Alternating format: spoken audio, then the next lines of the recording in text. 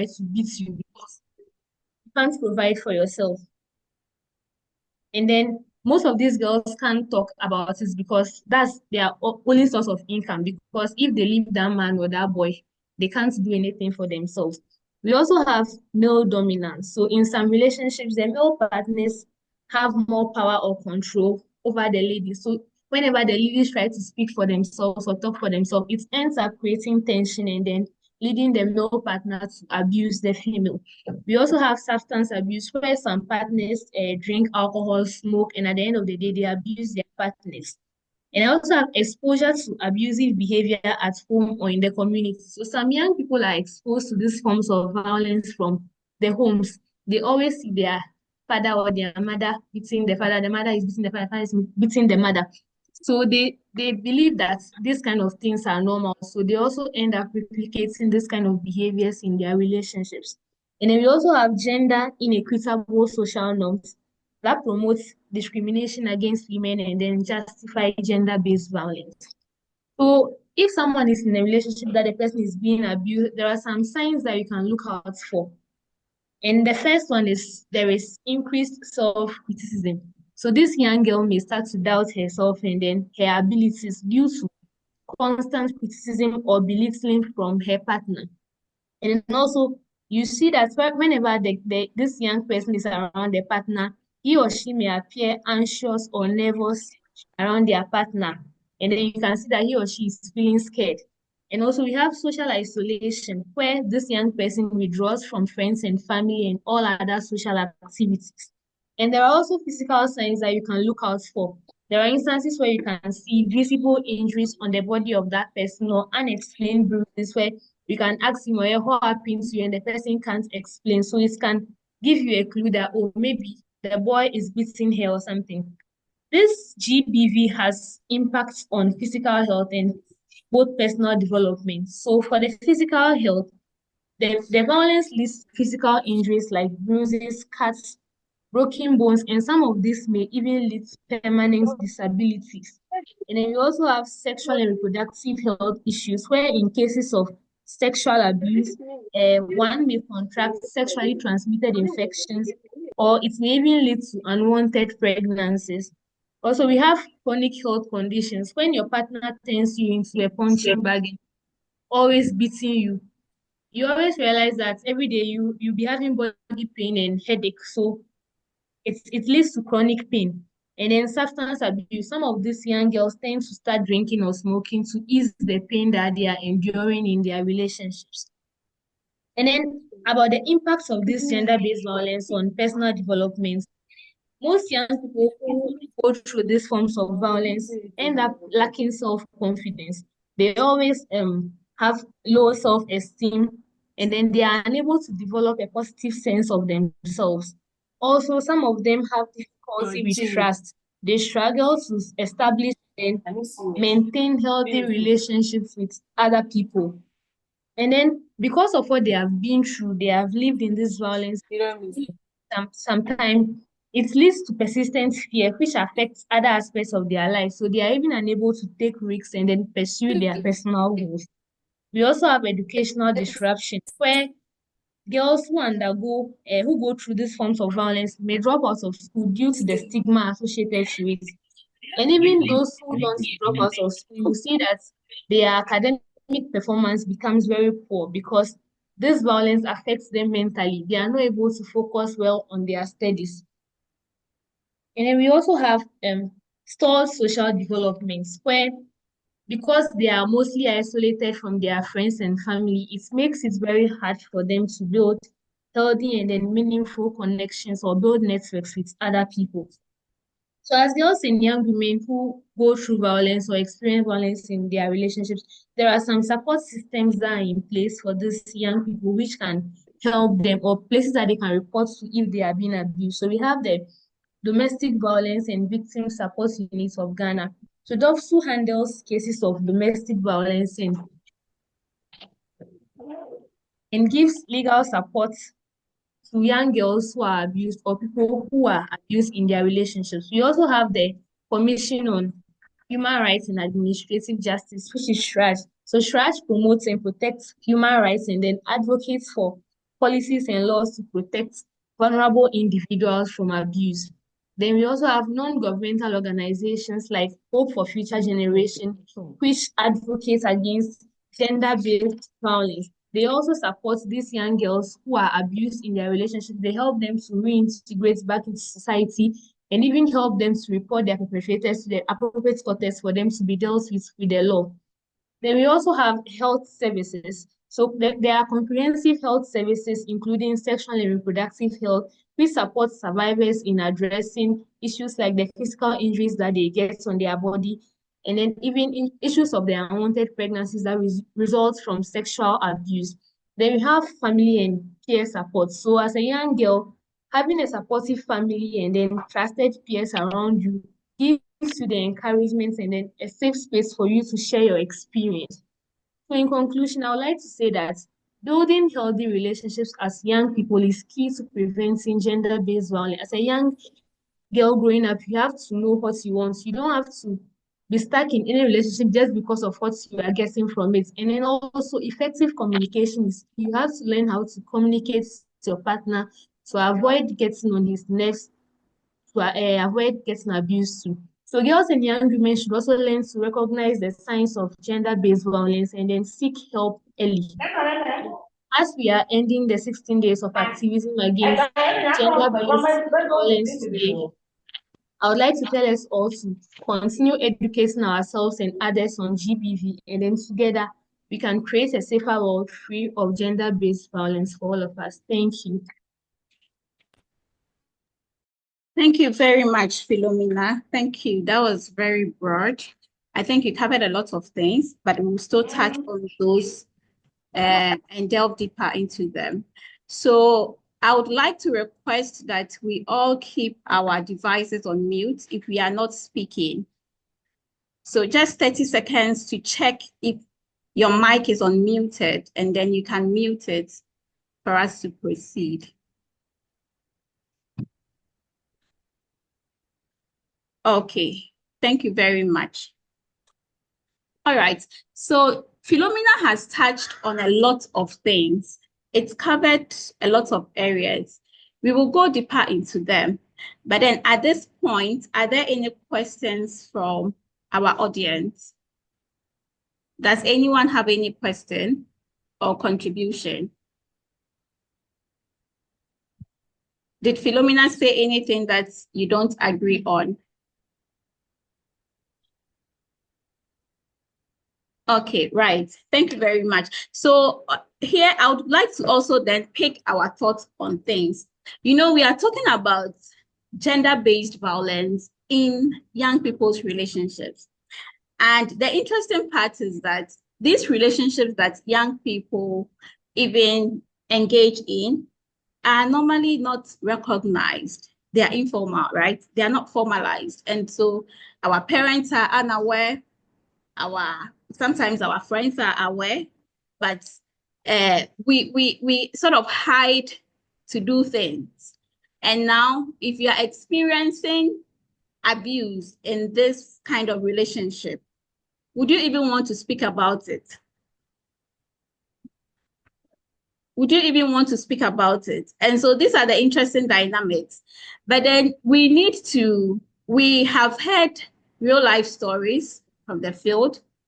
And so Jessica will share with us some of the stories that have been coming up, whether or not people are able to speak about them or report them. We will also get to know that later. So Jessica, kindly step in and then share some experiences, some stories on the field that we can use as a case study for this webinar. Thank you.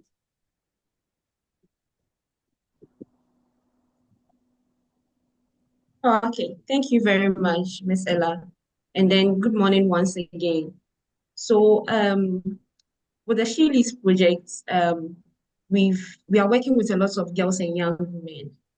However, there are so many cases on gender-based violence or even intimate personal violence that we don't even get to hear or we don't even get to see. However, whilst working on the project, we backed on a case between a 15-year-old girl and a 40 or over 40-year-old man. Unfortunately, they were in a relationship, and the man was always beating the girl. So unfortunately, we came across this case, and then we decided to pick it up because, first of all, not only is the girl a minor, but at the end of the day, she's also experiencing some form of physical violence. Who knows, this might even go further to be some form of emotional violence as well, or even belittling her, as Philomena said in her presentation, because there's the case whereby this young girl is not going to school anymore, all because of certain promises that this old man has made to her. So these are some of the cases that we come across. And one of the things that is so sad and then hard to deal with when it comes to cases like this is also the parents or guardian of the victim or the survivor. So, for instance, imagine you are in a rural community or so, and then we all find ourselves, complaining about how the economy is. Sometimes these men are able to, you know,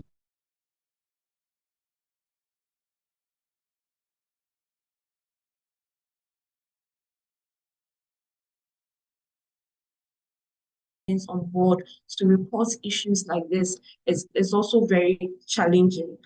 Another challenge is that remember, sometimes when it comes to reporting cases and following up on cases, it has to do with a lot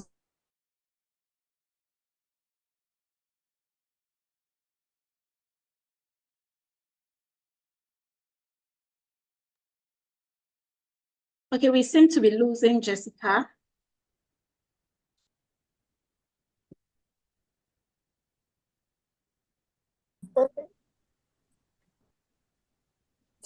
Jessica, we lost you for a while, but you can step back. Jennifer, okay. kindly mute for us. Thank you. Okay, sorry about that. So as I was saying, there are some of the challenges trying to get the parents or the guardian on board to, also follow up with the case and all of that. And also another challenge too is, getting even the JYW on board to come out to even report this issue because as Philomena said earlier, it could be with, like lack of self-esteem or, assertiveness. It could be with, the lack of like emotional knowledge and emotional support to even reason for yourself to even say that you want to take this upon or you want to do that. So those are some of the cases that we come across, and those are some of the challenges that we encounter. But we do our best to also ensure that we have a very good solution to counter some of these things that we come across on the field. Yes. Thank you very much. Thank you so much, Jessica. Very interesting points there. So having a 15-year-old man dating an over 40-year-old man. This is very interesting, but it's also an area that you find it difficult to understand what could be the reason for such a relationship to hold, And so what about the parents of this child? Do they not understand or are they not aware what the little girl is going through?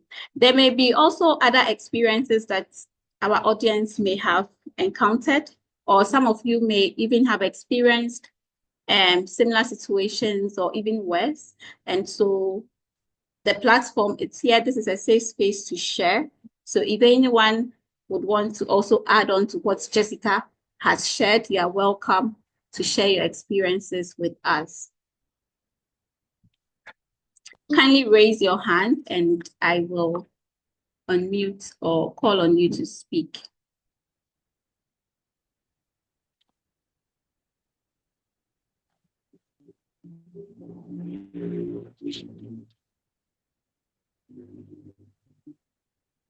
So is there anyone in the audience who would like to share?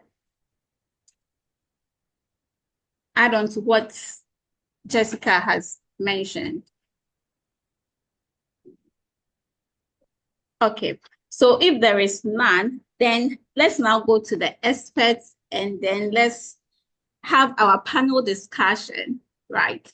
And look at what could be some of the reasons, aside what Philomena has already shared, what could be some of the reasons why people or young people may want to engage in such sexual relationships and even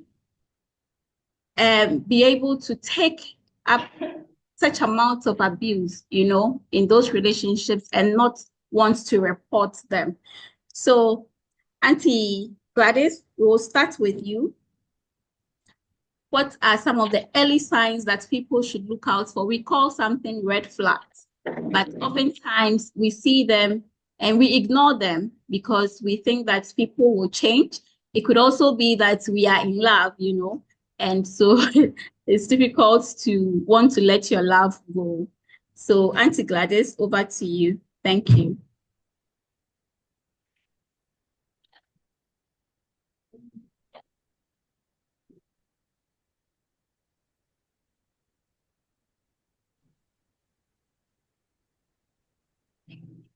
Hello, Auntie Gladys. You're muted, so if you can unmute yourself. Sorry about that. Hello, everyone. So Hi. I would put my camera off and then answer your questions because of the internet connectivity. So bear with me. All Good. right. So you asked about the red flags or the early warning signs that one should look out for when you are in such a relationship.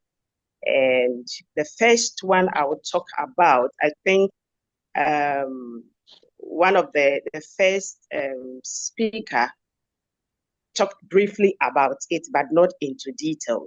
So the first one I will talk about is isolation.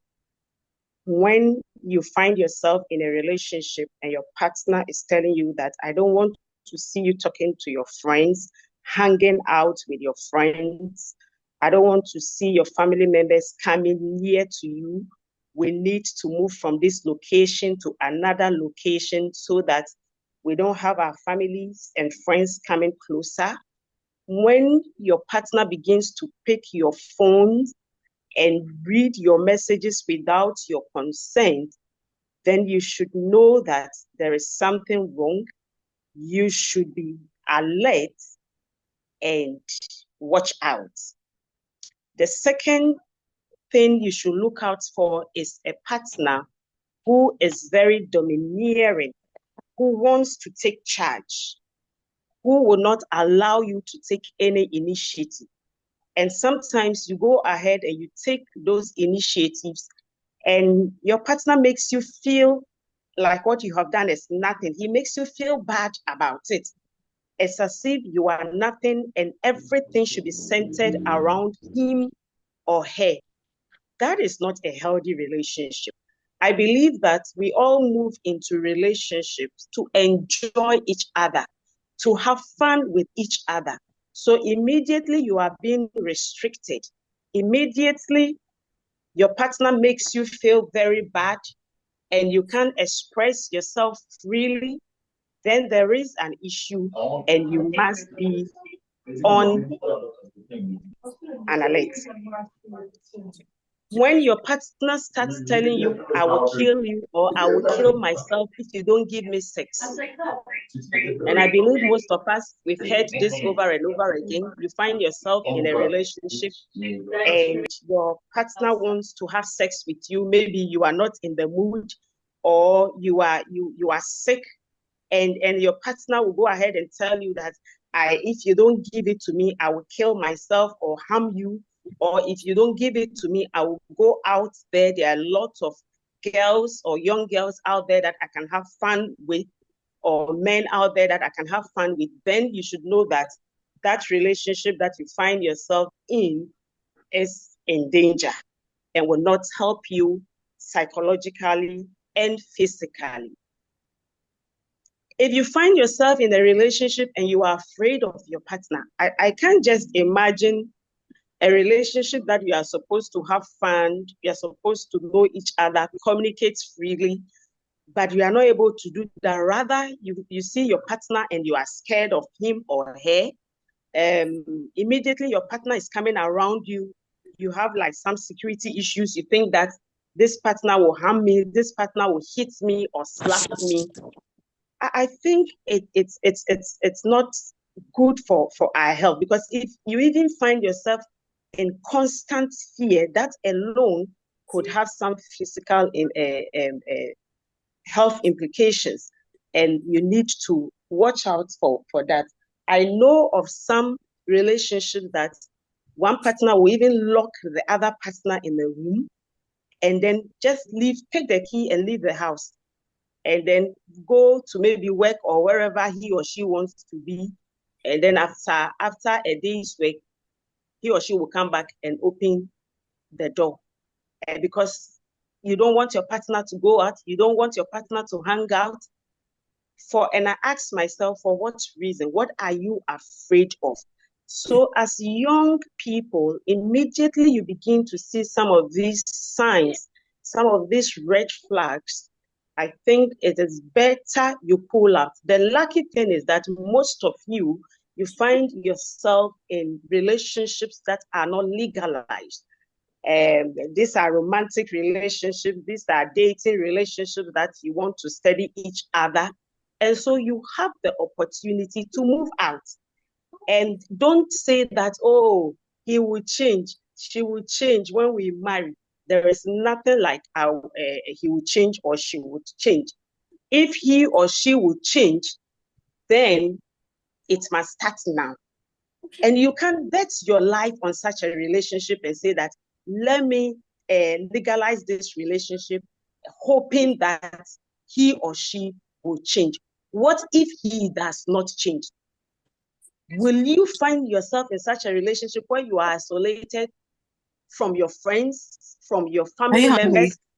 You don't have fun, and you are always alone. You are not happy. You are sad. How are you going to manage your life? Some will even go to the extent that maybe you want to even further your education, and they'll tell you that no, it's not necessary.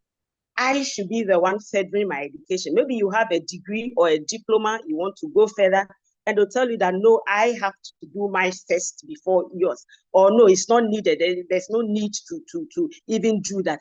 Even your finances, your partner wants to control it. How much are you earning? Bring the money. We have to do this. Meanwhile, you are working for it.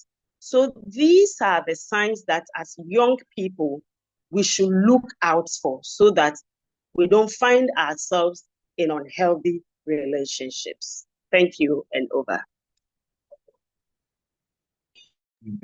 Thank you. So, over here, we are sort of like having a discussion in the background, also asking whether indeed just your partner preventing you from further your studies is also an abuse, because it's new to us.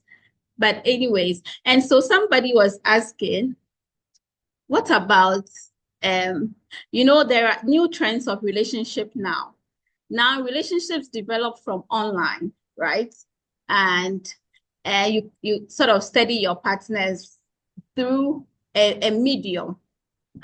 And so it becomes even more difficult as compared to if you meet your partner physically and you are able to talk. Some people even cohabitate. But in the presence of a social media, right, and online dating where you get to study people, is it also obvious to see some of these red lines or warning signs early enough? Auntie Gladys? A big yes, Ella. So, like you rightly said, yes, people are dating online using social media, the WhatsApp, the Facebook, and all that. Yes. But if I want to send you a message, for example, you can read in between my message to see if there are some kind of threats or violence in the kind of words I use, right? Sometimes, even if it's not through a message, we usually would talk and have like a video call where you can see each other. And so those are other means that you can use to also detect some of these red flags. So, for example, if I'm talking to you online and there is a little misunderstanding between us, and you start breaking things in your room, you understand, maybe you are drinking, you have a glass in front of you, and then there is a heated argument, and then you pick the glass and then you smash it on the ground. What does that tell you? It means that if I'm seated in front of you, maybe you are likely to even use the glass to hit me, right? But because I'm not physically before you, you are finding other avenues to vent out your anger. And so it's possible, very, very possible to read in between the person's, the choice of words they use and their reactions to some form of disagreement and argument that you may have in your relationship. And even sometimes when you argue with your partner, even if they come back, the way the person comes back, if the person is somebody who is humble and really wants this relationship to go on, you will realize how they come back to apologize. Others will not mind you, and you have to go back, even though the mistake is not coming from you, you have to go back and apologize again. That is not healthy, right? If you are wrong, you are wrong. And if you love somebody, you really want to spend your life and your time with that person. So that is it. Thank you, Adova. Thank you very much. Okay, I see two hands up. We will take the questions and then address them, then we can move on and then take other questions at the end of the panel discussion. So Vivian, please come in for us. Okay, hello everyone. Hi. Yeah, good morning to you all. I'm very happy to be in the midst of all these great people. And thank you very much, Madam, for such a wonderful presentation. My question is, let me first of all use a scenario. If a girl of age 22 years who is in the tertiary still pursuing her education, this girl, because from the family side, they are poor, they are not having money. The family is not having that money to support the girl in terms of her education. This is the case she is having a guy of which the guy supports the girl in whatever, that's even to the extent of paying her school fees and stuff, providing her feeding fee and stuff. So in this relationship, it's in the form of, let me say, the only hope that the girl is having is coming from the guy. So even if you are facing any challenge or any other sort of abuses, you are forced to stay in that relationship because one, you think your education is at stake. If you leave the relationship, it means you can't continue your education. Advice being given out to her is in a way, she is also in love with the guy. The guy is cheating, doing all sorts of stuff, beating her and the rest. But now her main issue is her education. She wants to be a better person in future. So leaving that relationship is a problem for her at the moment. I don't know if there is going to be any advice or any other sort of information that can help this girl know what she can do in that relationship that can help her to come out from whatever she's going through in the relationship. Thank you. Thank you very much, Vivian. Your point is well noted. And so I'll pass this on to our speakers, whoever wants to speak on it. But if Auntie Gladys is also willing to start, you can go ahead. Thank you very much, Ella. This is an interesting question, but it's not that strange. I think that it's something that is common and happens a lot among younger ones. Yes, your education is a priority to you, but the question I would like to ask is, choose between your life and your education, right? The guy is the one sponsoring you, fine. And the fear is that if I leave this relationship, where would I get funds to continue with my education? And sometimes I counsel the young ones and I tell them that don't depend on people. What if even that guy dies or travels somewhere and you never hear from him again? What will you do then? Right?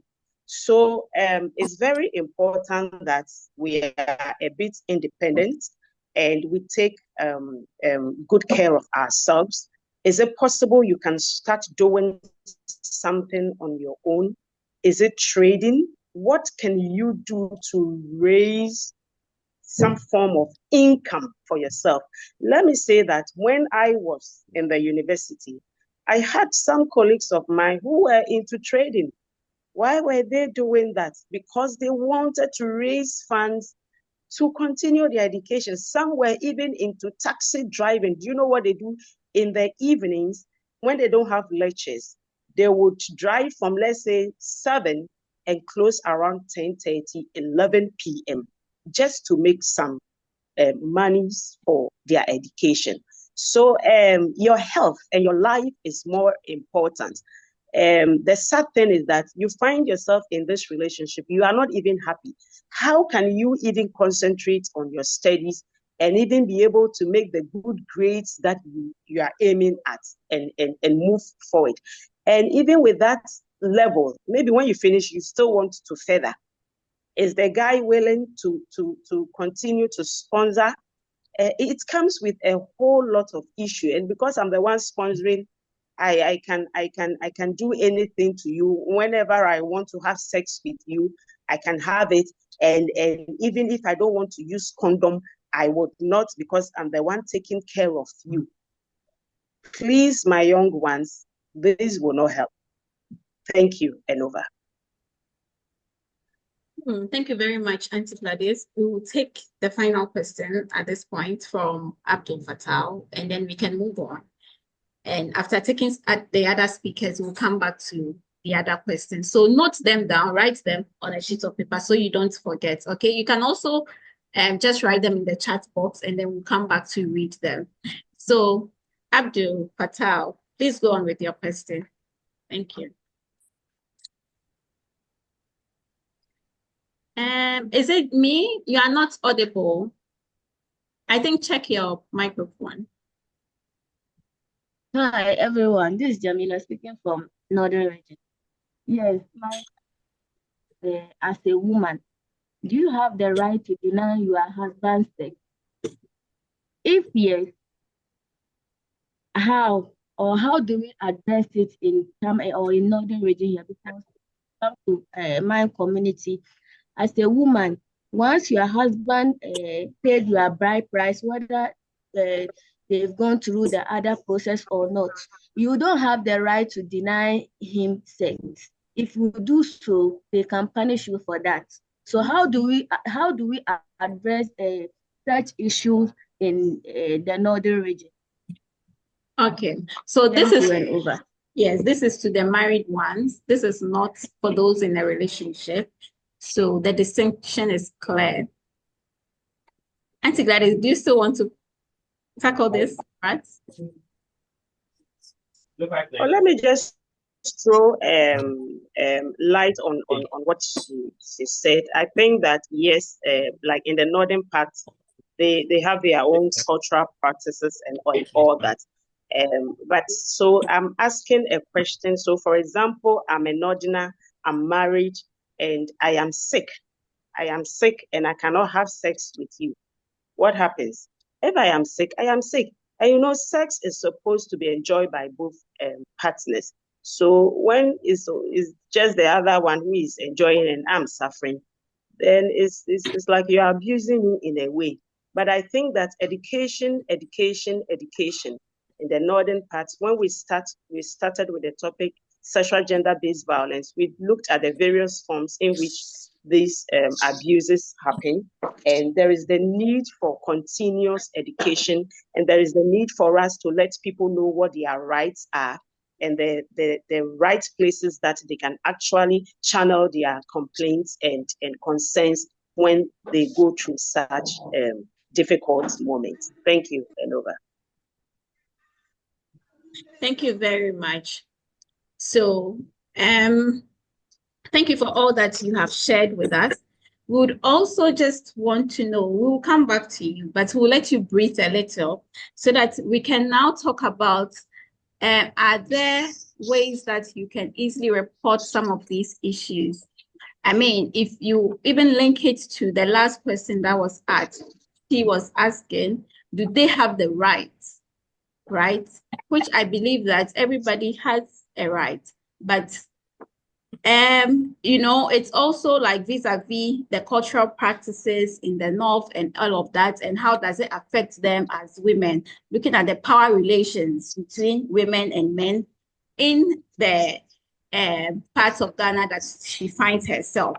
And so when things like this happen, what kind of support are available for us young people and even as the married ones who are also facing abuse in our marital? So we would want Faustina to come in to share what reporting mechanisms, what kind of support systems are there that we can explore as young people. Fausti, are you with us? Kindly unmute if you can hear us. Right, thank you. Good morning to everyone. Please, can you hear me? Yes, very loud and clear. Thank you for this. The legal framework, the institutions, they know the state of. So in Ghana, there's a lot of legal. So we seem to be. Oh, maybe it's not you. Let me try to mute someone. Okay, please start again and let's see. You are not. So I would address this focusing on the legal framework, the institutions and instructions, but not in a particular. So I will first talk about the Act 2007 Act 732, which I believe the first speaker has already briefly. So the act is intended to protect everyone against violence. It's targeting women and children. And as a result of this act, we have the establishment of the domestic violence in Accra, which is under the Ministry of Gender, Children and Social Protection. And we also have the Domestic Violence Fund, which has been established to at least manage some of these domestic violence cases which is reported there. And all these cases are often managed by the Domestic Violence and Victim Support Unit, which we normally call them DOCU, under the Ghana Police Service. But most of the time, when some of these cases happen, it is difficult for the victim to gather that momentum to go there and report the cases. Because of our systems and inadequate financing and all that, many of us do not really have trust in this structure. But there are some areas where these structures are really working. So I would advise us, the silence is really killing us. Sometimes we feel embarrassed walking to these centers to report cases. So for me, as we are still creating more awareness, let us take advantage of these structures. I know once you go there, depending on the extent there, they will really do something about it for you. And another thing is that sometimes when we face these abuses, we do not instantly go to these institutions for the redress. We stay at our homes, and by the time you go there, all the necessary evidence they need has already been tampered with. So how are you going to defend your case when you send it there? So these are some of the things you should also be looking out. And we also have a doctor toll-free number, which I believe most of us are aware of, 08000 111 It has been circulated all around. So if you think you will not be able to walk into these centers for help, you can call these toll-free numbers and they will assist you. And in some regions, we have the gender-based violence task force is really working and functioning. Recently, I was in a meeting in Tamale, and these issues came up, and they testified that they have these task force which are really managing domestic violence cases. Unfortunately, I only learned of Savannah region, Northern region, Northeast, and the Upper East region, but I don't know of the other regions. So I think we can also ask further if we have such courts in these the other regions, and we can also capitalize on this for us to seek redress when we become victims of domestic violence. The other legal framework which also supports the Criminal Offences Act 1960 Act 30, and this particular act has more or less like it has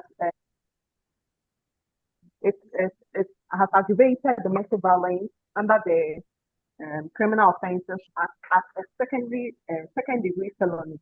And most of the time, when some of these domestic violence, depending on the type of violence, because not all violence are captured under these frameworks.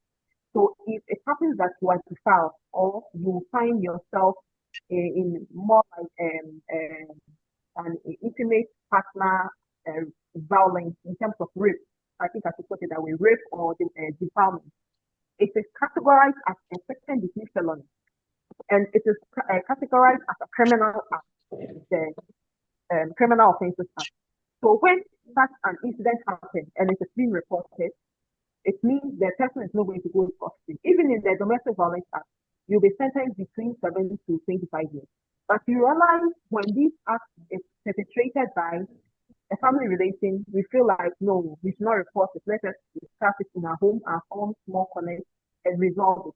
Sometimes even our parents go to the extent of taking money from the perpetrators, which becomes very difficult for you to report and seek justice for the victim. So please, as we are creating awareness, let us be mindful of some of these things and try to address these loopholes. And these Criminal Offences Act is also handled by, it's also implemented by the Ghana Police Service. So more or less like almost all the domestic violence are managed by the Ghana Police Service. Then we have the Commission on Human Rights and Administrative Justice, which the first speaker also mentioned. But most of the time, they only investigate, they mediate, they refer, and they also conduct public education. So when some cases of this nature are reported to them, they don't have that prosecuting power to prosecute the perpetrators. So the only thing they can do is to liaise with the Ghana Police Service, the doctor unit under the Ghana Police Service to address these issues. Another thing we should pay attention to is that not every police officer can address domestic violence cases.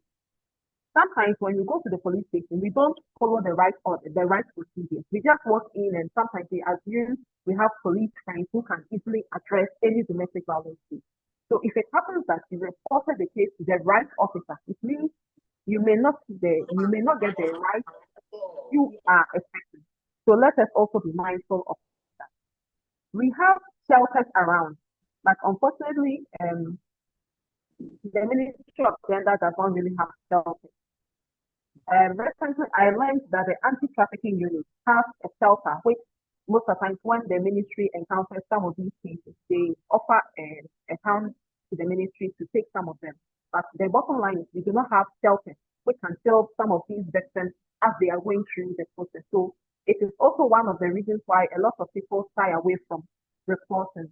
Because when you report the case, you go back on this same perpetrator is living with you in your house. We have the Cybersecurity Authority, and we also have the Cybersecurity Act. I think either the first or the second speaker spoke on how their abuses are taking place within the cyberspace. And one thing is that most of us are not paying real attention to these things. These abuses can take in the form of publication of non-consensual intimate images. In Ghana, it has been happening almost all the time.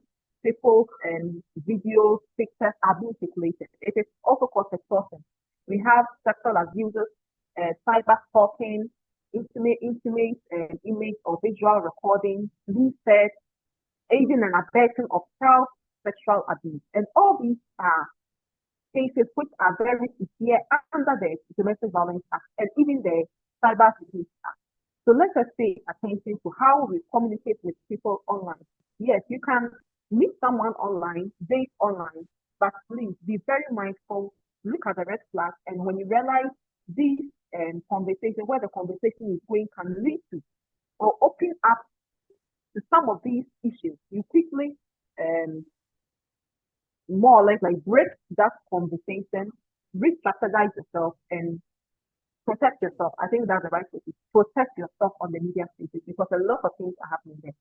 They have the National Cyber Security Secretariat, which is also managing cyber security, the Ministry of Interior, the National Security, and the Ministry of Defense. So it still boils back to the Ghana Police Service.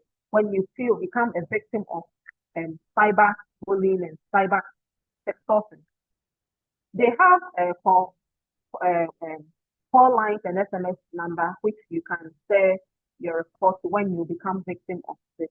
They don't only focus on domestic violence issues, but because today's topic is specifically looking at domestic violence, I narrowed it to domestic violence. So they have the call or the SMS number 292. I also share this with our colleagues at Hope for Future Generation. You can later on call them for these numbers. Then they have a mobile app. The app is called CSA Ghana. CSA Ghana. When you go to the Google store, you can get this app from there. They also have a WhatsApp number, which is 050 160 3111. 050 160 3111. You can also send them a WhatsApp when you become a victim of cyber bullying. They also have an email address, which you can also report. It is called report@csa.government.ca. Report@csa.gov. And I remember some time ago, they were also circulating this advert, see something, say something. It is also a way of us reporting to the authority for them to access us when we become victims. Then they also have their online reporting portal, csa.gov.gh/report. I'll also share this with Hope for Future Generation. Then aside these government institutions, we have CSOs who have been also helping a lot. But the issue is that civil society organizations like myself, Hope for Future Generation, we do not have that prosecuting power and the mandate to prosecute offenders. The only thing we can do is to either advocate, provide socio-legal protective services in the form of counseling, mediation, and referral, and other support services we can provide like shelters. Currently in Ghana, there is only one CSO which most of us are aware that they provide shelters, and it's called the ACT Foundation. So they have a shelter which accommodates victims of domestic violence. And this shelter also, because like I said, the Ministry of Gender does not really have a shelter which helps some of these victims. They also have to send these victims to the ACT Foundation for them to access. Then we have Defense for Children International, where I work with. We offer social legal protective services to victims in the form of counseling, mediation, or referral when necessary. We have Hope for Future Generation, who also provide advocacy and also support integration into the society. But we all do not have shelters where we can shelter these victims. Then we have other CSOs who also offer counseling and clinical psychology services. But some of these CSOs, you are compelled to pay some money because they don't work for free. But sometimes they take some they offer discounts, and sometimes they offer the services for free depending on the severity of the case.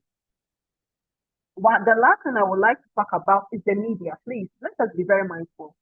The media is a powerful tool which we can capitalize on for them to influence policies. But over the years, we realized domestic violence cases are sent to the media, and the media will make a lot of noise about it. At the end, the perpetrator will either run away or the whole case will turn into something else. So please, we know sometimes there's a lot of complaints that we send cases to doctors, and doctors it's not really proactive on these cases.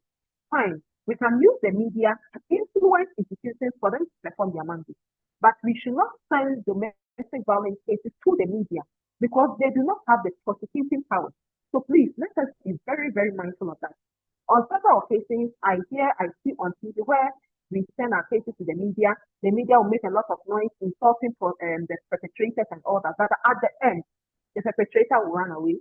The police cannot do their work because you did not report the case officially to doctor. The doctor cannot also pick up the case and support you. So please, we can still use the media, but let us be mindful how we engage the media on this topic.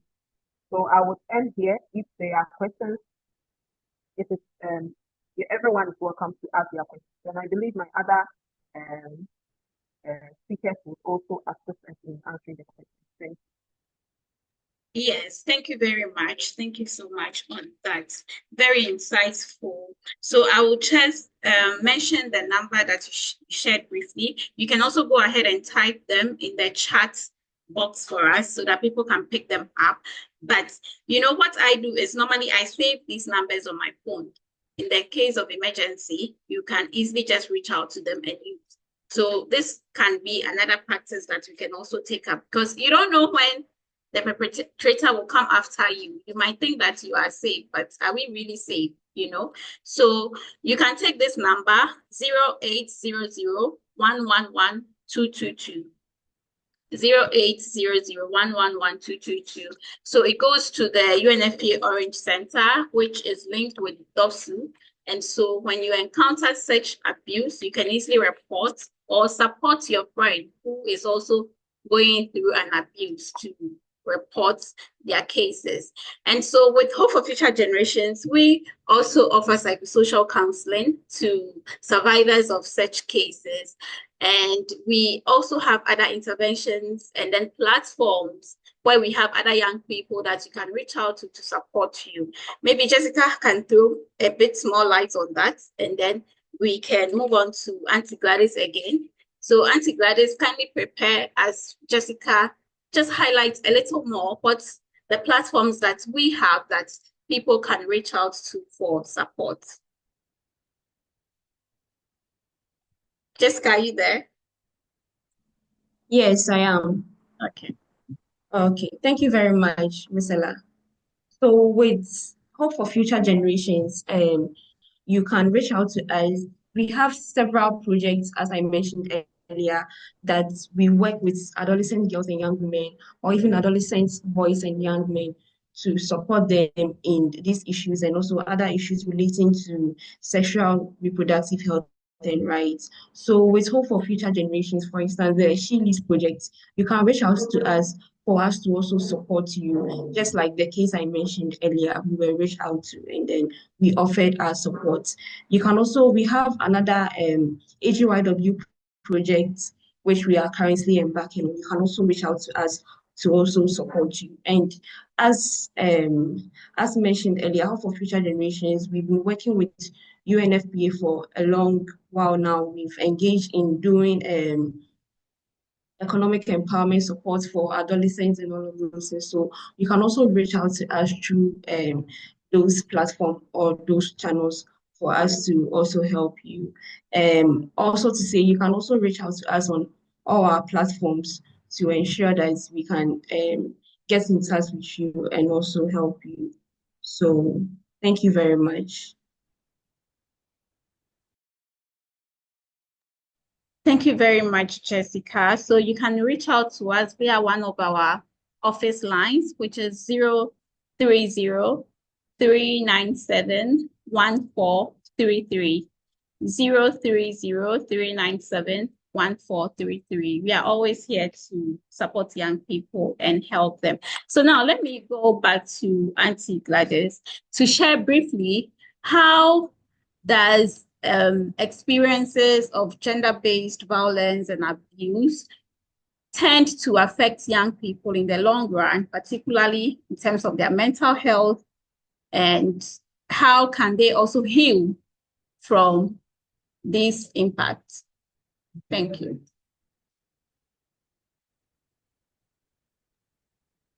Thank you very much, Ella. Yes, so for the young adolescents and young girls who find themselves in such relationships, the first thing they need to know is that it affects their mental as well as their physical health. And I would walk you through the mental health effects first, and then I will continue with the physical. But before I start, I would like to I would like us to know that there is a correlation between our mental health and physical health. And so whatever affects you mentally also affects your physical and vice versa. The first effect I would like to talk about is the post-traumatic stress disorder.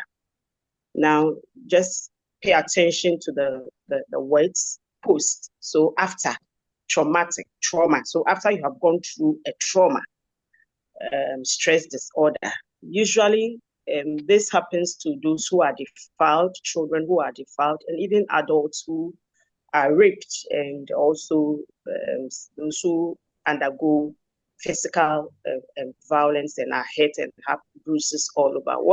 What happens to them is that they have flashbacks of the events that took place. And so, for example, you could have like a young girl who is defiled. Let's say she's around 5 years, she's around 4 years, and she's been defiled.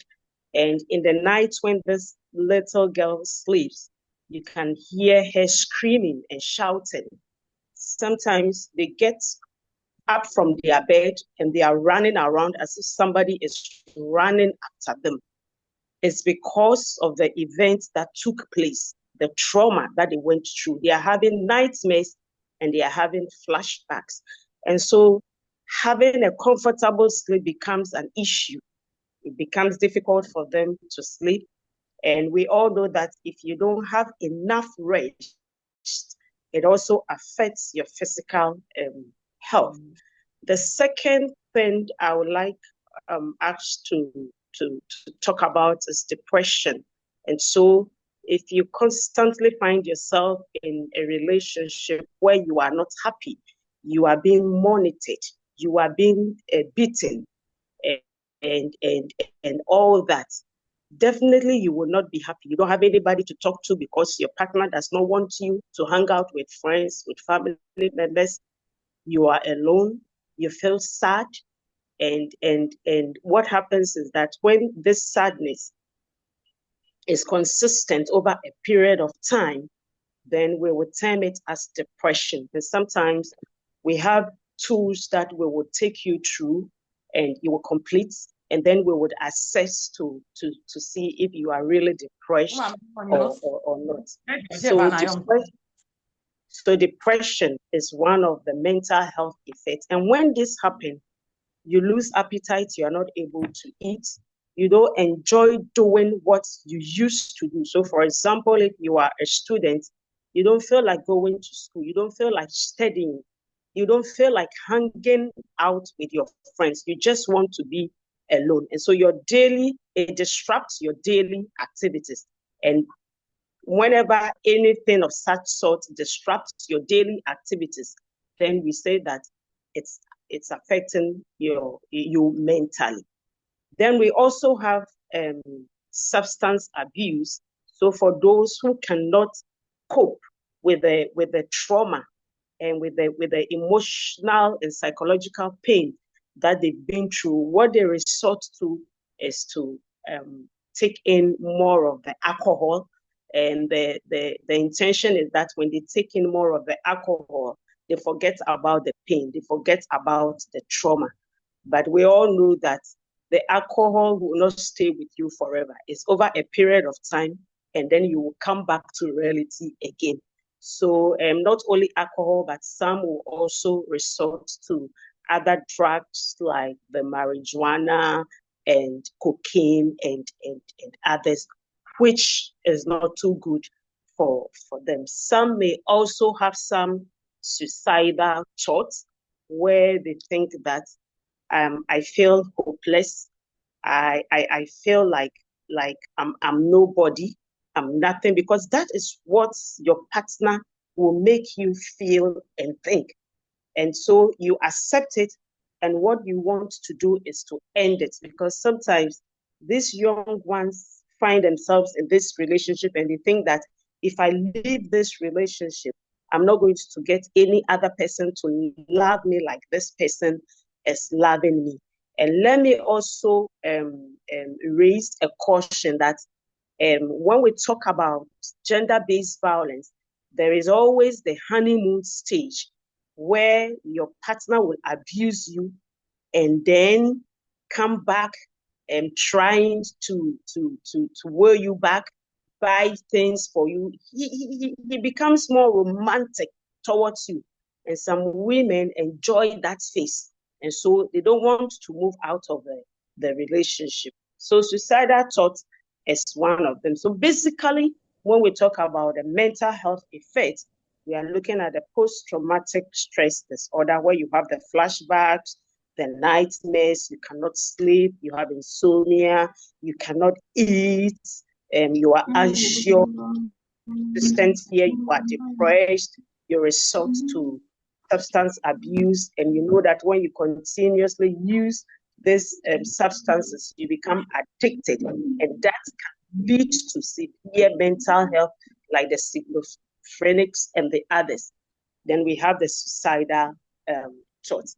Now, let me take you through the physical health. Like I said earlier, there is a positive correlation between our mental health and our physical health. So sometimes you have headache because you are not able to sleep. You wake up, you have headaches, you have pains all over your body. And if you have gone through some physical violence where you've been beaten, slapped, heated, and you have bruises all over, then definitely you will have bodily pains. Sometimes, and because you are not sleeping well, you are not eating well, you are depressed, what happens is that your immune system is weakened. And we all know what the immune system does to us. The immune system is supposed to fight against infections. And so if your immune system is weakened, it means that any other infections can attack your system. And so you find out that these young girls, these adolescents have persistent cold, they have stomach problems, diarrhea, sometimes even stomach ulcers because they are not eating well. So these are some of the physical. And I think the first speaker talked about the image yourself, and because that is what your partner has made you to believe in. And I believe that if this continues for a very long time, it can be very disastrous to one's overall well-being. And there is the need to stay alert. Thank you, and over. Thank you very much. Thank you so much. That was very insightful, Auntie Gladys. And so, you know, when you mentioned that sometimes some of the parties in the relationship and do enjoy the abuse, it was something that was spoken about in the room here. And so, so there is that issue of, should I continue to stay because I am enjoying it, or should the perpetrator continue to abuse whoever they are abusing? Where would they draw the line to probably go and report? So these were some of the issues that our audience in the background here were discussing as you were speaking to us. So at this point, we will also open the floor for people to bring in questions, contributions. How have you been reporting issues like this? How have you been coping even with issues like this? And so if anything, okay, you want to speak, right? Please go on. Okay, good afternoon. Yeah, my name is Erasmus, and there's this story that I want to share. So, in a relationship, sometimes the guy plays the nice role, does everything well, takes care of the lady, but sometimes the lady feel like the guy needs to do more. He needs to be naughty, needs to be sometimes be a bit abusive and stuff. So when you find yourself in that situation, do you grant her a risk, or you stand allowed the chance to lose her in the relationship? And my second question about this whole abuse thing. How about you, the guy being the victim in a relationship? You face the criticism, the abuse, the mental stress and damage, and you are scared to report to anyone because of public ridicule. How do you go about that one too as well? Thank you.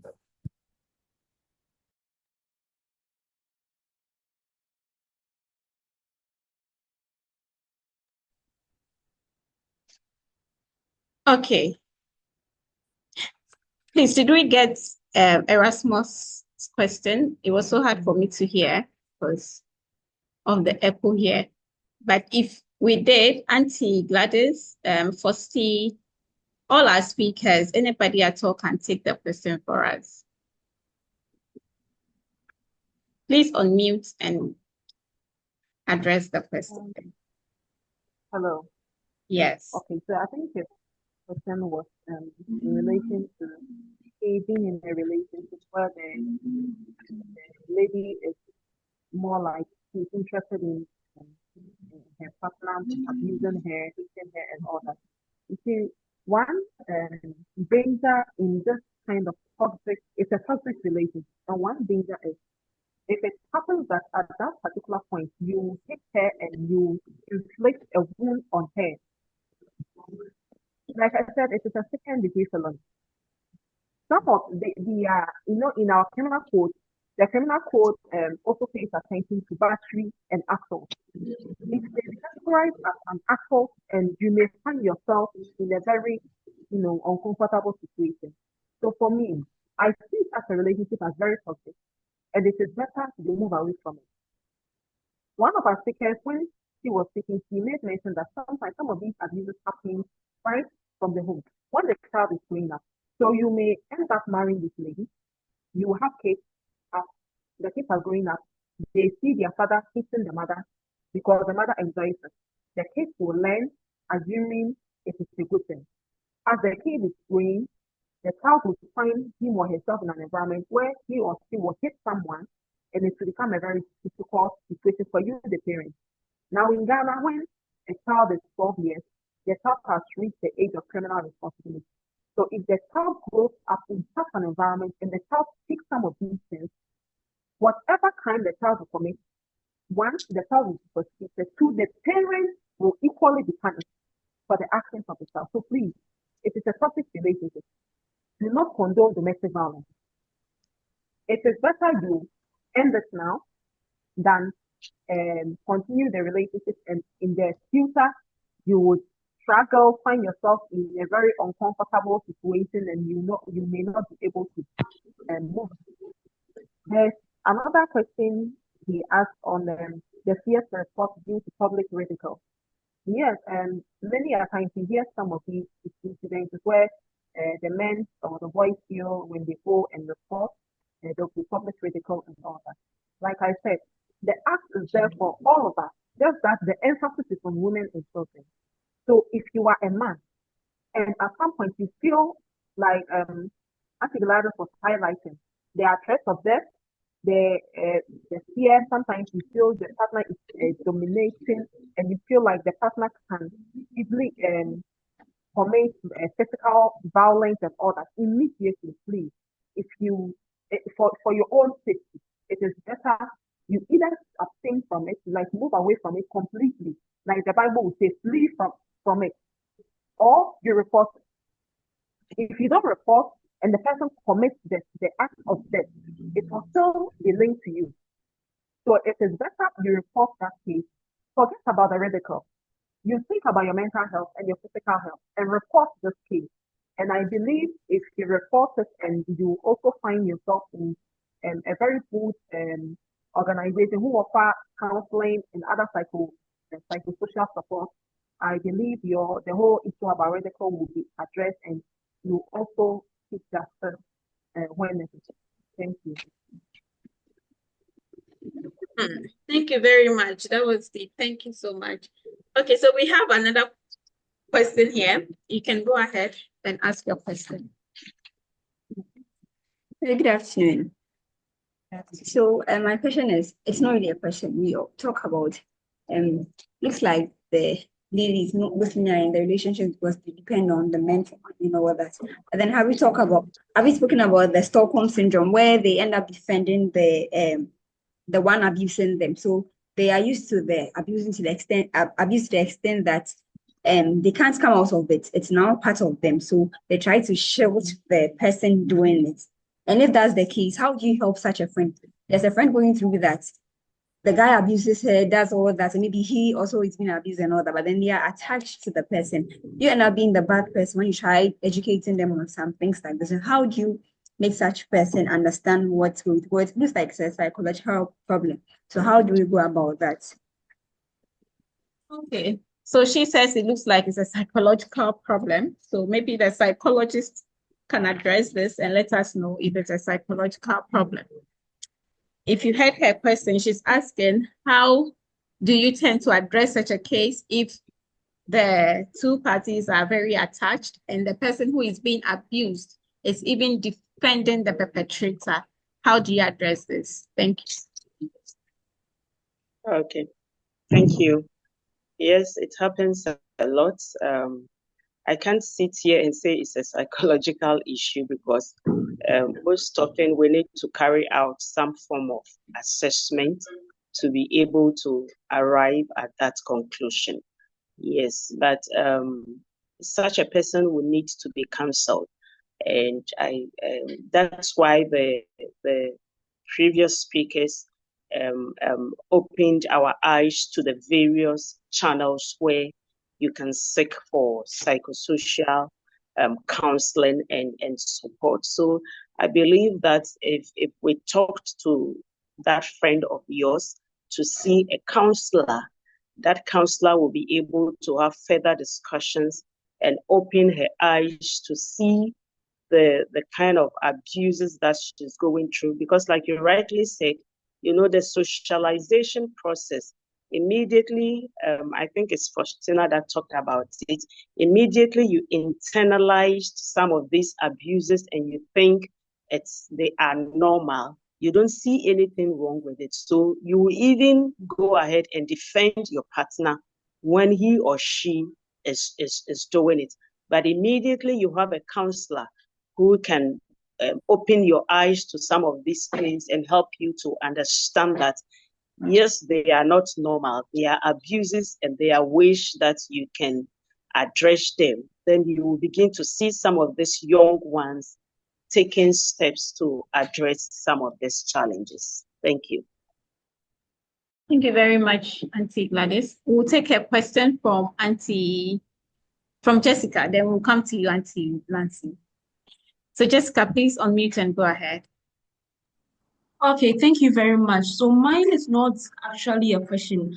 I just want to add on to what Faustina said about the question that the gentleman asked. So for me, I wanted to first of all say that it's so easy for us to really say that, go ahead and report issues, go ahead and do this. But sometimes we don't even know the kind of emotional or mental challenges that the person is fighting with. So in order to, avoid, public disgrace, maybe you are scared of stigma and all of those things, we have other forms of reporting whereby you don't need to walk yourself to the police station or the doctor you need to report.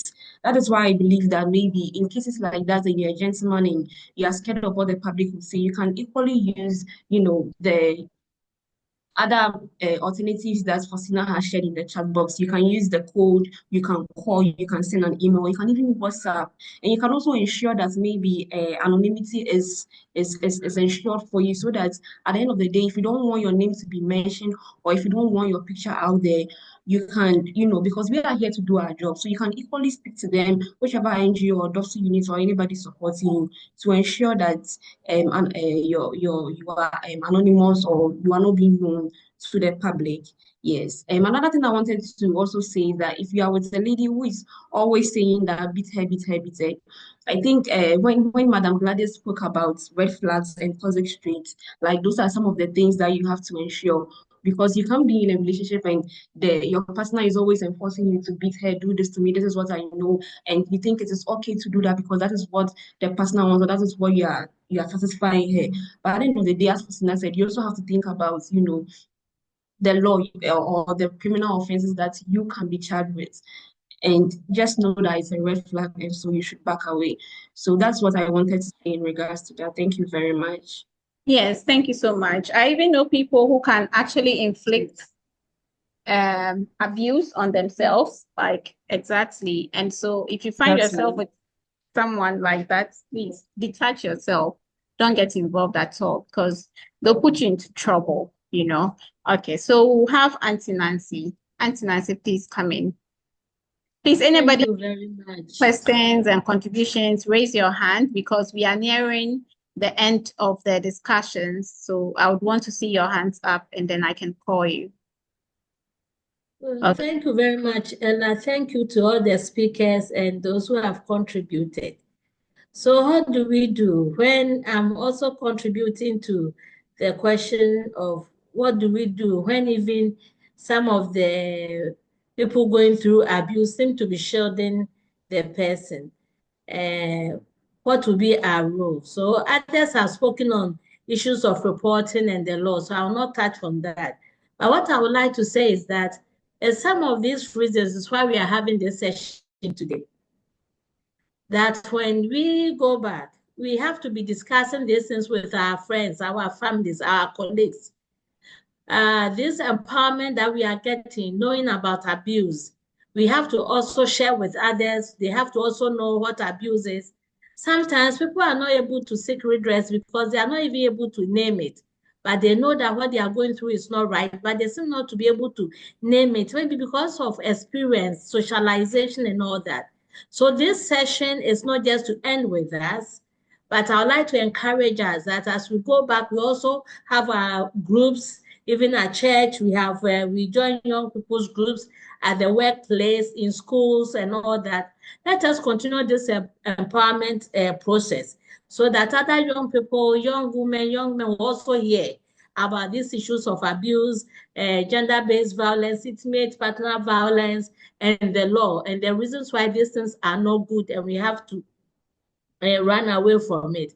I think as we continue to share and empower each other with our friends, we will be making a change, in our community where we will have women and young women and young men who will stand up for their rights and be better people, as we all grow along. So this is what I like to share, that when you go, please share this message with at least 10 people in your environment and let them also receive this empowerment.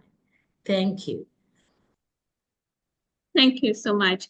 So I would also want to highlight the fact that we are not just talking about abuse looking at girls and boys or abuse against girls from guys, So it's in different forms. It can also be between two boys, as we know these days. It can also be from the girl against the guy. So all these are recognized as abuse, and you need to speak up if you find yourself in any of these relationships at all.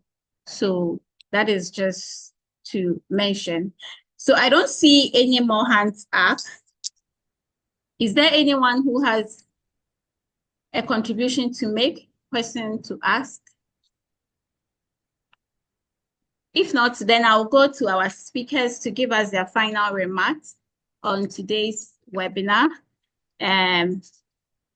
Noting the topic that we have just discussed, and also probably assign us, give us an assignment on something to do. Auntie Nancy has already started with the assignment that we should share with 10 people. So our speakers can also continue. I would want to start with, in the order in which they presented, Philomena. You can give us your final remarks and what assignments or call to action are you bestowing on our audience. Thank you. Thank you very much. So what I would like to say is to every young woman here, if you find yourself in a relationship where you are afraid to move out if you are being abused because you are being empowered economically by the man or something, there are many for those of us in the education, universities or tertiary institutions, there are many scholarship opportunities available for girls and then young women. So if you feel like your parents are not able to provide for you, you can pick up these opportunities and apply for this scholarship so that you can also get that money to ease the burden on your parents. And then also you share this what we have learned here with your friends so that we'll all be aware on what gender-based violence, because people are there, they don't know that they are being abused in their relationship. They don't know that it is abuse or something. They think it's just something normal. So let's share with all our friends so that everybody will be aware on gender-based violence, and then together we can create a safer world for us. So thank you. Thank you. So can we also have some brief information from Jessica?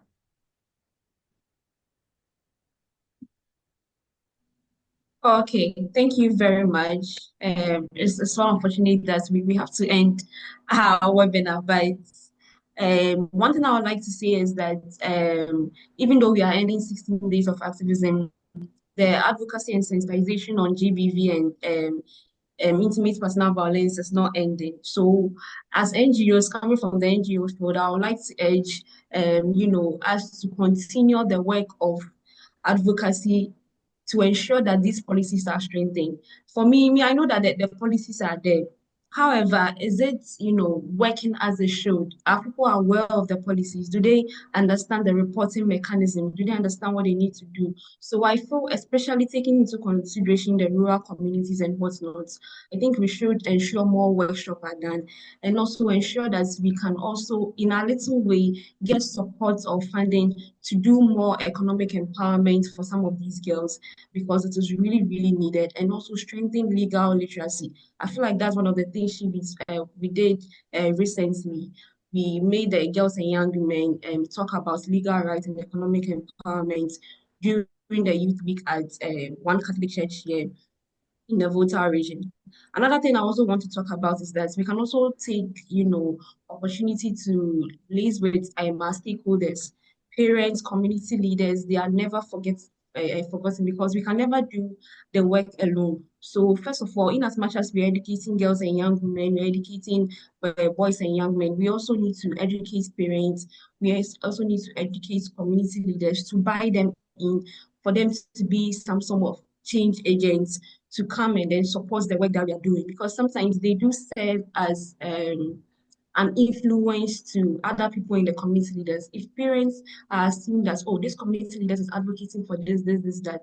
Like, for instance, sometimes we bring on board these community leaders to come to the radio station to talk, just so that other people can also learn from. Also, another thing that we can also take advantage is the Ghana Health Service. I think it's already been done, but everything can be strengthened, whereby we can link some of these GBV cases and all of those things to the SRH units where they can help and support and give counseling and all those things. And lastly, you can also get support from the Ghana Education Service, whereby they can include some of these things in their extracurricular activity. I know it's not much, and it's something that we can do. There's certain things that Ghana Education doesn't want to touch on, but as NGOs, I know that we can appeal to Ghana Health Service to engage them to include some of these digital literacy, cyberbullying, cybercrime, what to watch out for, what not, just to even let the students know about some of these online platform hotlines and toll-free numbers so that they can learn about it along the way and also be empowered. So this is the little I have to say. Thank you very much. Okay, very interesting point. So we have heard what individuals can do and what institutions can also do. And before you spoke, I saw that Jennifer raised her hand. Jennifer, do you have a question? Because I wouldn't want us to leave without your question being answered. So we can still give you the floor if you have a burning question.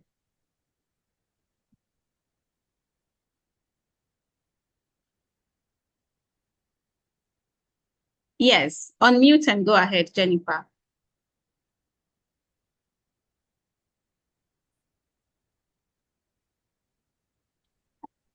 Hello. Yes, we can hear you.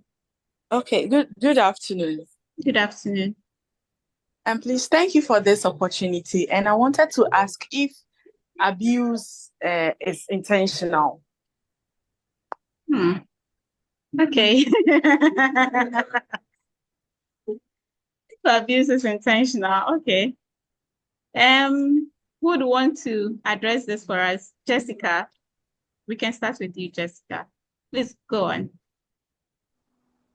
Okay, Let thank you me very much. yes, let me just mention that we have just about 5 minutes to wrap up. So please. Okay, thank you very much. So, with it's kind of a dicey question, but like abuse one way or the other can be intentional. There are people that are abusing, without really knowing because they feel that is how they grew up. Their father was abusing. It's normal. They don't respect women. They need to abuse women to show authority. And the other people, I've realized that, especially like with the case I just mentioned, I realized that mostly these men, excuse me to say, these men go for young ladies which they can belittle, which they can try and abuse and also like trample upon their rights, ensure that I can take you through school, I can pay for your work and all those things. So sometimes in that aspect, sometimes abuse is intentional, sometimes abuse is not. It's intentional because the man feels they can like exercise their manhood on you because you don't have anything as a woman. They're the one who took you in. Moreover, you are young, you don't have anything to do for yourself. That is why one of the other things that we are doing as NGOs to counter some of these things as to ensure that we are advocating for women to know about their rights, as well as also ensuring that we are supporting these women through economic empowerment for them to get a standing on. So thank you very much. I hope I've answered your question, Jennifer.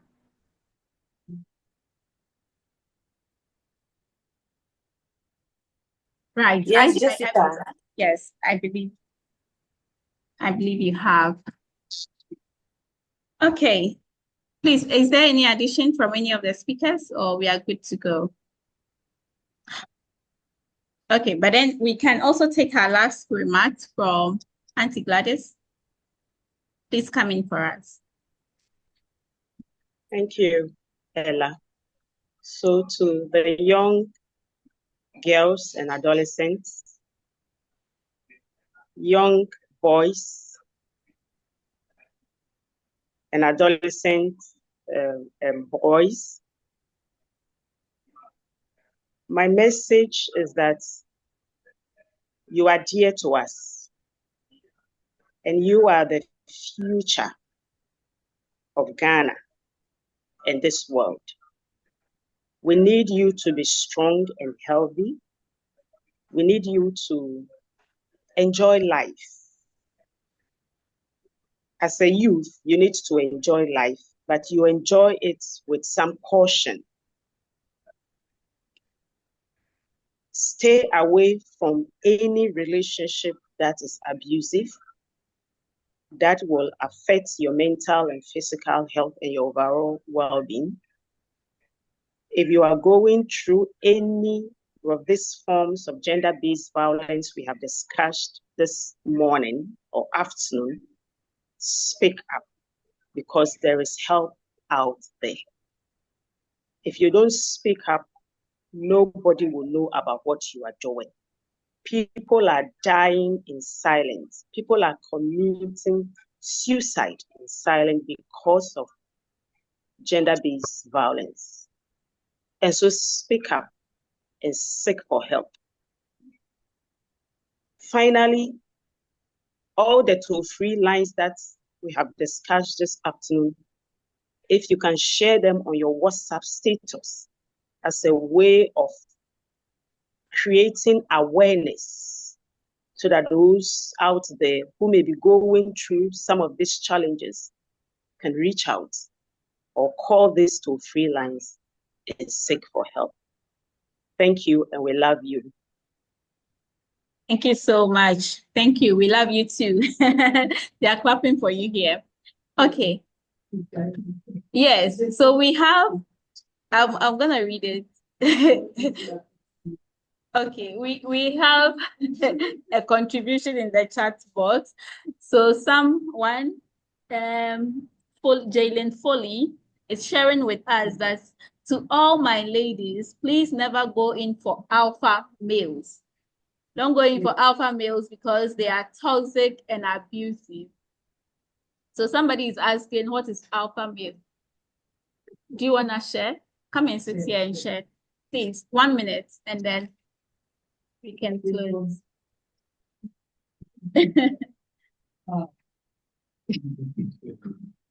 So Jacob is sharing with us who an alpha male is. Okay, good afternoon, everyone. So alpha males is not about men who join alpha hour or something, but they are men who are so masculine, very masculine to the extent that they see everything to be, they want everything to be done their way. And these men tend to be very abusive. They are very toxic and they try to dominate whatever they find themselves in. That is why I'm saying never go in for these men because they not only will they abuse you, they can like go to the extent of destroying your life. So please advise yourself and stay away from them. Okay, thank you. Okay, so I understood that as men who are traditional or very conservative, men who are not open-minded and maybe supportive to their ladies. So be cautious of the kind of man you go in for.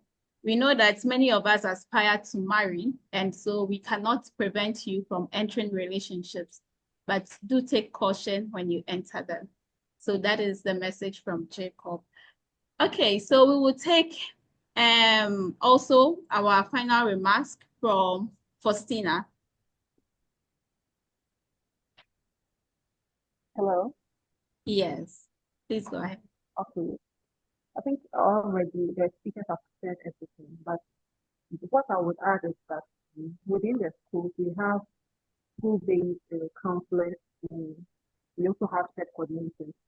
So when we are within our schools and we encounter issues of domestic violence, emotional abuse, and all that, let us take advantage of those centers and report to them. And let us also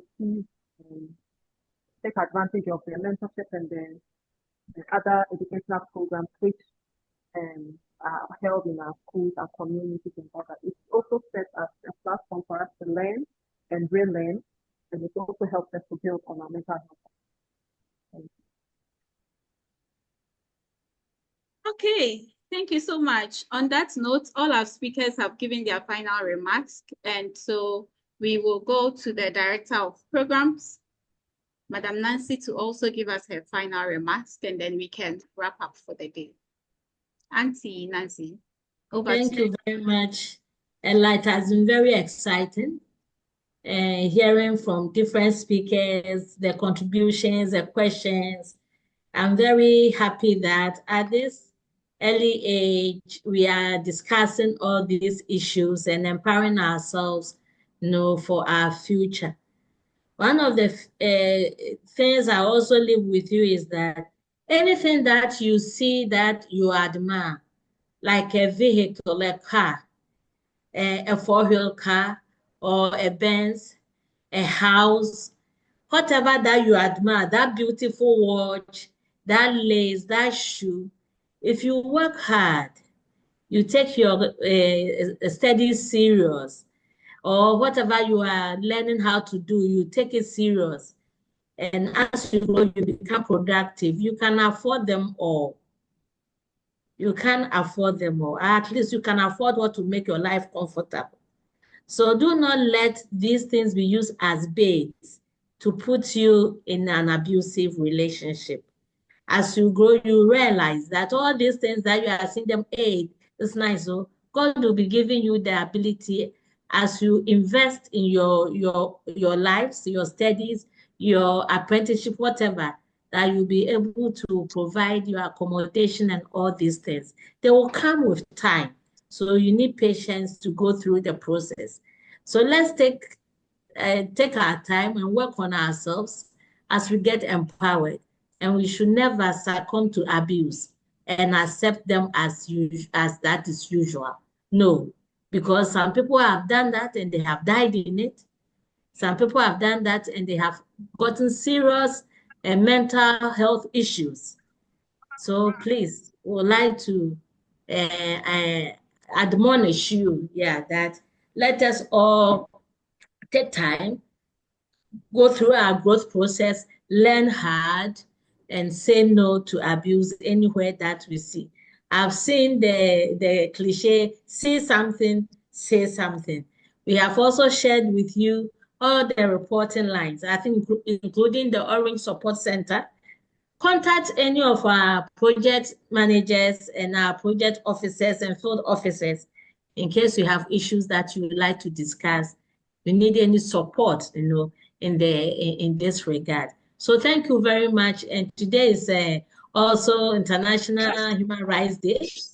So let us continue to share these messages and empower our communities. Thank you very much for coming. Thank you. To everyone, thank you so much to everyone.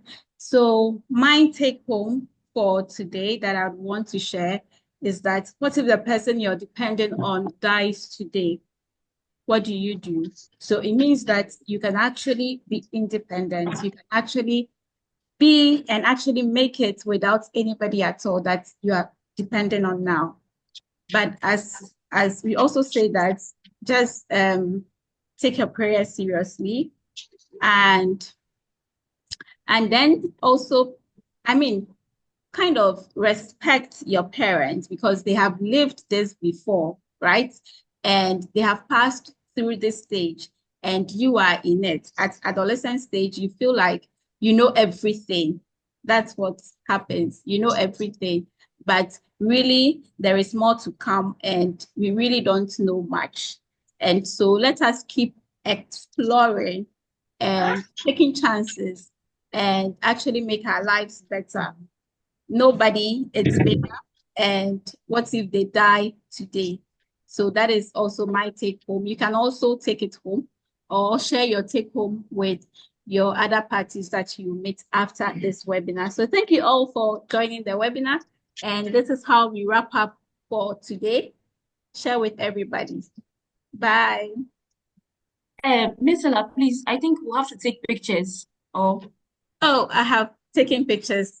Yeah, sorry. And we have also taken a recording of this. We'll share on YouTube and share the link, and then you can share with others. Sorry. Alpha Hour. Share the link. Okay. All right. We'll share the link. Thank you. Bye. Bye. Bye.